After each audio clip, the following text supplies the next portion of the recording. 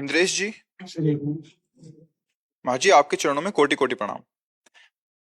महाराज जी, श्री जी की कृपा से काफी समय से वृंदावन वास कर रहा हूँ, नित्य आपका प्रवचन सुनता हूँ। गुरु जी, मेरा एक सवाल है, क्या माता पिता की सेवा करते हुए भगवान को नहीं पा सकते? क्या भगवान को पाने के लिए घर छोड़ना जरूरी है? गुरुदेव भगवान। किसने कहा घर छोड़ना जरूरी? किसने कहा माता पिता को छोड़ दो? आजकल लोग कहते हैं। आजकल लोग कहते हैं, लोग तो कहते हैं शराब पियो, मांस खाओ, बेविचार करो। करोगे? लोग नहीं। तस्मात् शास्त्रम प्रमाणम ते कार्याकार्यो व्यवस्थित हो। भगवान आदेश करते हैं, शास्त्र के अनुसार ही कार्य और अकार्य दोनों का निर्णय किया गया, क्या करना चाहिए क्या नहीं करना चाहिए।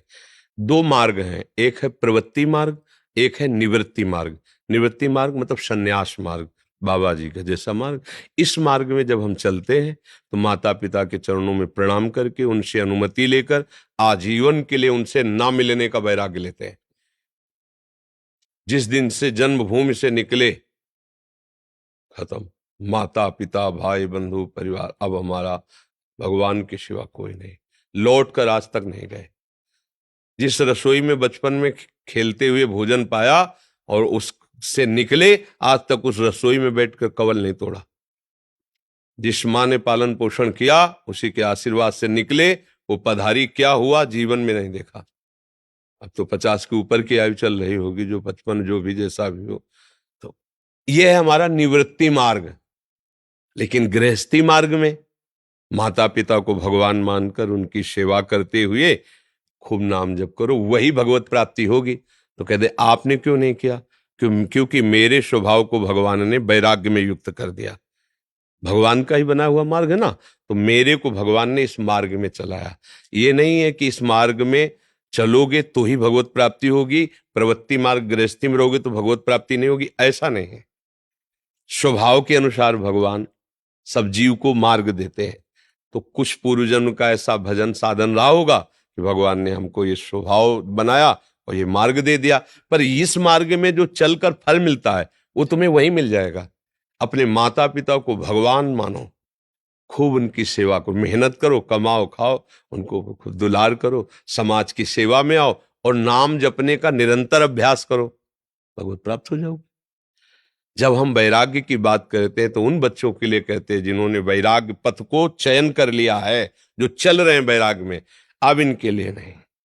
अब तो जब आगे बढ़ गए, कदम आगे बढ़ गए, तो पीछे लौटना नहीं, कुछ भी हो जाए। लेकिन आप भी इस भेष में हैं।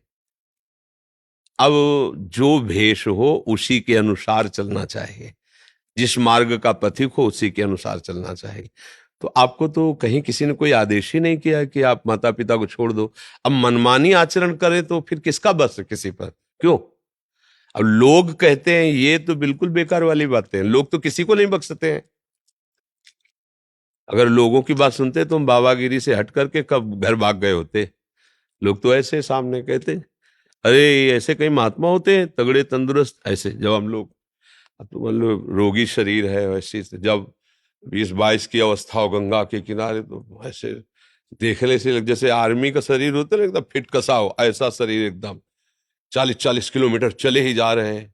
भोजन की व्यवस्था आने पर खूब प्राणायाम और आसन व्यायाम और ब्रह्मचर्य, तो उसका लोग ऐसे सामने का ऐसे थोड़ी बाबा जी होते हैं। मतलब लोगों की भावना होती है बाबा जी मतलब बूढ़ा, मतलब पतला सा, ऐसा ऐसा कुछ भावना नहीं होता कि वो ऐसा होगा बाबा जी का ऐसा। और ऐसे कोई बाबा जी होते चिकले चुपड़े तगड़े तंदुरुस्त, ऐसे बाबा जी थोड़ी होते।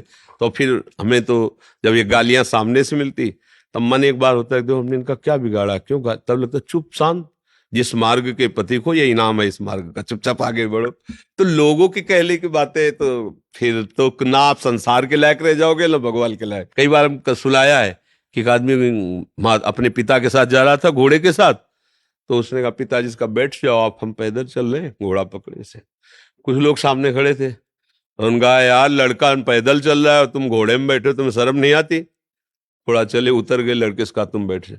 कुछ लोग खड़े थे, उन्होंने कहा यार तू जवान आदमी घोड़े पे चढ़ा, बूढ़ा पैदल चला, शर्म नहीं आती? तो उनका कहा पिताजी आप भी बैठ जाओ। दोनों बैठ गए। बोले हराम का ही मिला होगा घोड़ा इसीलिए चढ़े हो। दोनों उतर गए, दोनों उतर गए। बोले कितने बेवकूफ है, पैदल चल रहे घोड़ा खाली जा। अब वो क्या करे? अगर लोग की कहो तो वो क्या करे बेचारा, घोड़े वाला क्या करे? वो अपने मन की करे, किसी को सुलेला। ऐसे ही अगर लोग क्या करें बातें सुनेंगे तो हमारी समझ में नहीं आएगा, हम मार्ग में नहीं चल पाएंगे।